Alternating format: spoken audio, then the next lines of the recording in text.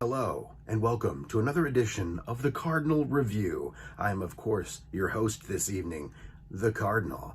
Today we're going to be reviewing a little game called Paper Mario and the Origami King. Paper Mario, there is no and, it's just Paper Mario, the Origami King.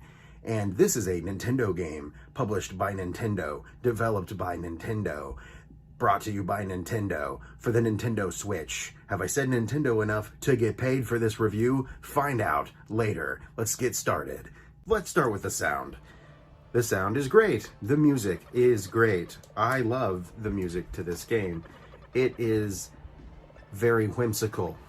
And I put a hard H on whimsical because it's fun. It's good time. It's good music. It's good. The sound design. It's Mario. You know what I mean? Do we really have to talk about the sound design for very long when we're talking about Paper Mario or Mario Kart or Mario Tennis or Mario goes golfing with dogs? Yeah, that sounds great. The music is really good, and especially in certain combat scenarios, the music goes from whimsical to absolutely explosively awesome, with some sweet, sexy guitar rock sound and awesomeness. And it makes me just want to go, yeah, heck yeah. This game is kicking it into the high gears. You know what I mean? So I like it. Sound is good.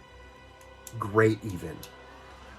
That brings us to the graphics, which are also beautiful because, again, this is a Nintendo video game and most Nintendo video games look beautiful.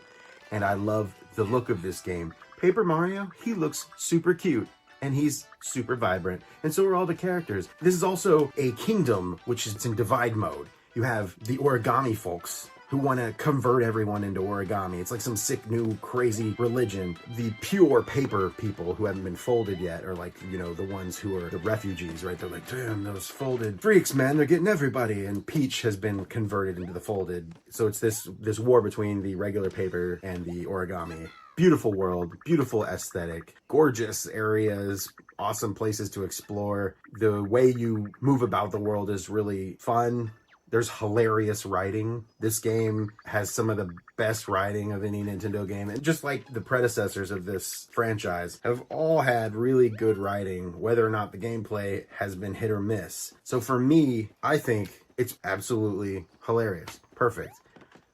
Most of you are probably thinking, well, gee, the sound is wonderful, the world is wonderful, the writing is great, the level design is great. Well, do you got any beefs with this game? Do you got any of the beefs? Yeah, I do. A lot of them. Only two, really, but they're big ones. The camera can impede the vision of what you're trying to do. It's got that Animal Crossing camera, where it just sort of follows you on a single plane, where you're going up these like sloped areas, and you can't really spin the camera and look around. So there's all these secrets that you just sort of have to find by just feeling around. That's fine, I guess, but there was a lot of secrets that feel like they were just hidden for the sake of being hidden. So I get to the point where I started bashing everything around me to just see if there was a secret there, because it was like there are so many areas where, well, yeah, no, it could have been a secret there, so like might as well. You must be saying to yourself, Cardinal, this all sounds great, except for that one thing.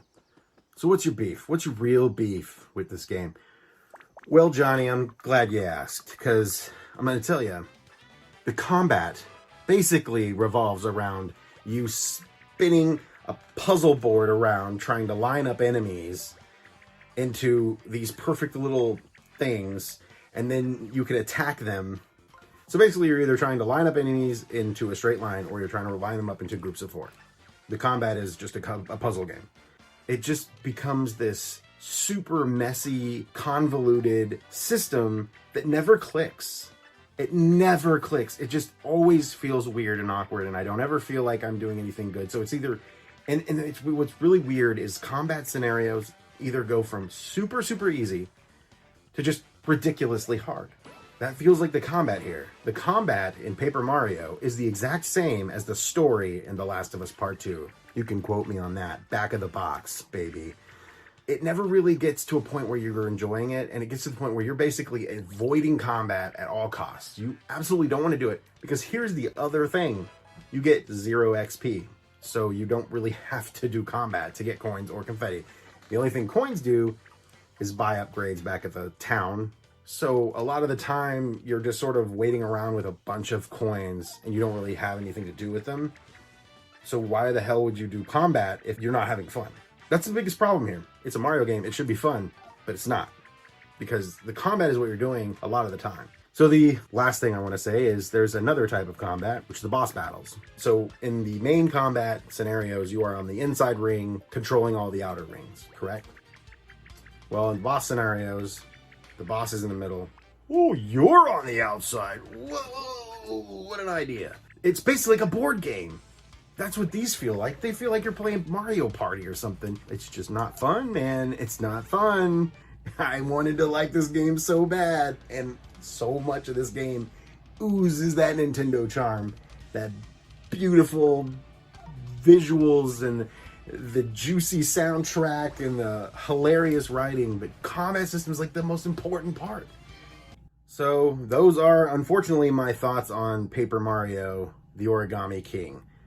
I think the visuals are beautiful. I think the soundtrack is awesome. I think the writing is hilarious, but the combat is so bad, and it's not even bad, it's just not fun.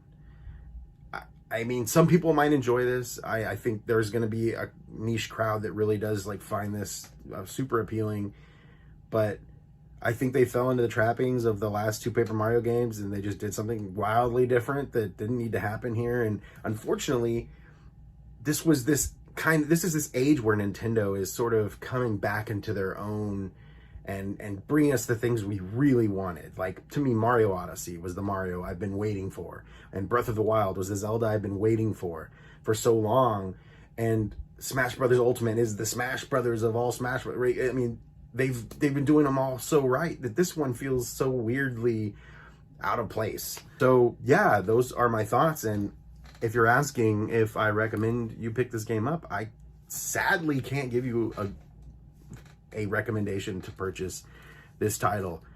I think it's a well-made video game that is unfortunately not very fun to play. So anyways, thank you for watching this edition of the Cardinal Review. I love you. Have a wonderful night, and go pet a dog, because dogs are cute.